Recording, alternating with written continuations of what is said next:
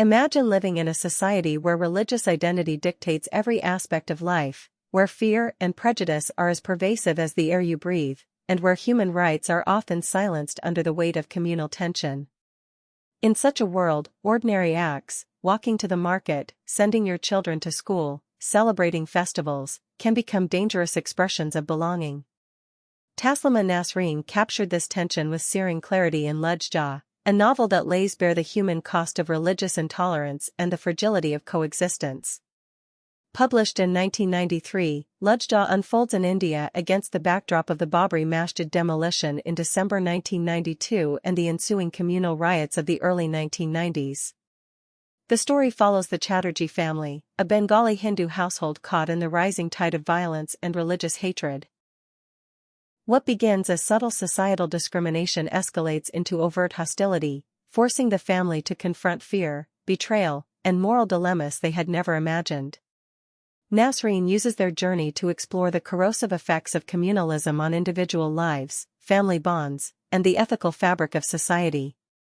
The novel centers on Suranjana and Tara Chatterjee and their children, whose lives are gradually destabilized by increasing hostility toward their community.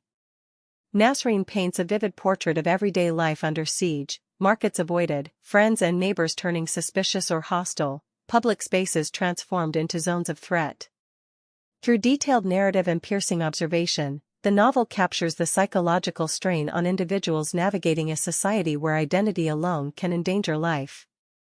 It is not only the physical violence that terrorizes but also the pervasive fear, humiliation, and moral compromises demanded by survival. Nasrin's prose is direct, incisive, and unflinching. She spares no detail in portraying violence, injustice, and human cruelty, yet her writing never loses empathy. Each character is drawn with psychological depth, reflecting the complex realities of navigating communal tension. The narrative oscillates between hope and despair, illustrating both human resilience and vulnerability. What makes Lajja profoundly affecting is its ability to transform political events into intimate human experiences. The riots, the hatred, and the dislocation are not abstract news stories, they are lived, felt, and experienced through the eyes of the Chatterjee family. Beyond its narrative, Lajja is a critique of societal complicity and silence. Nasrin examines the ways institutions, leaders, and ordinary citizens either actively participate in discrimination or tacitly enable it. By illustrating the subtle forms of oppression alongside overt violence, the novel emphasizes that communalism is sustained not only by extremists but also by inertia, prejudice, and the failure to confront injustice.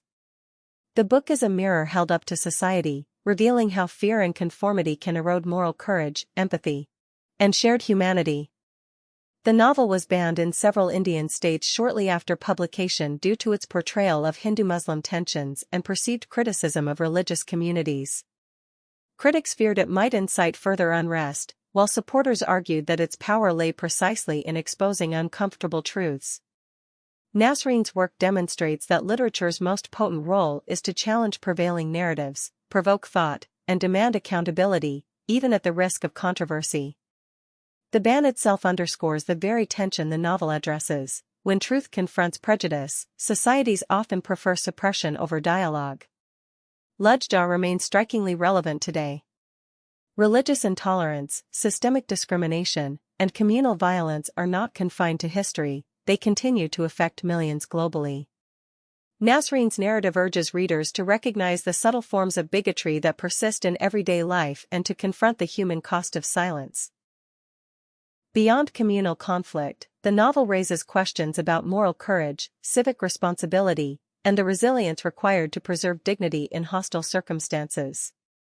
It asks readers to reflect on how individual choices, acts of kindness, courage, or complicity, can either uphold or erode social cohesion.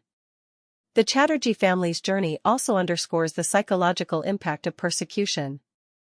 Nasrin portrays fear, isolation, and moral dilemmas with extraordinary sensitivity. The characters wrestle with questions of identity, loyalty, and survival, showing how political and social pressures infiltrate the most private spheres of life. Their struggle becomes universal, the experience of being othered, threatened, and marginalized resonates across cultures, religions, and epochs.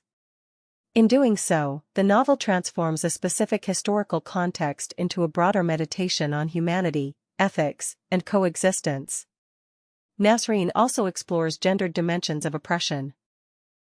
Women in the novel face unique vulnerabilities, often caught at the intersection of religious persecution and patriarchal expectations.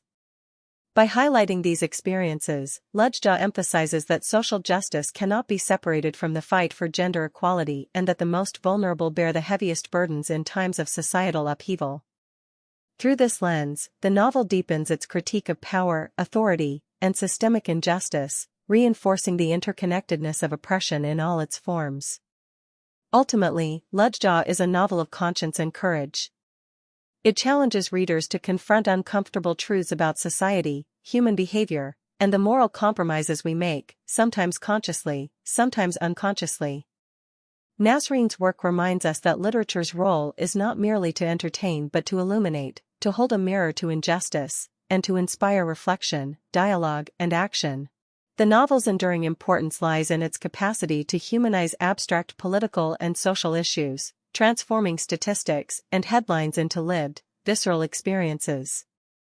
So the question Nasrin leaves us with is both urgent and timeless. When fear and prejudice threaten the bonds of humanity, how do we preserve our moral courage, uphold justice, and ensure that silence does not become complicity?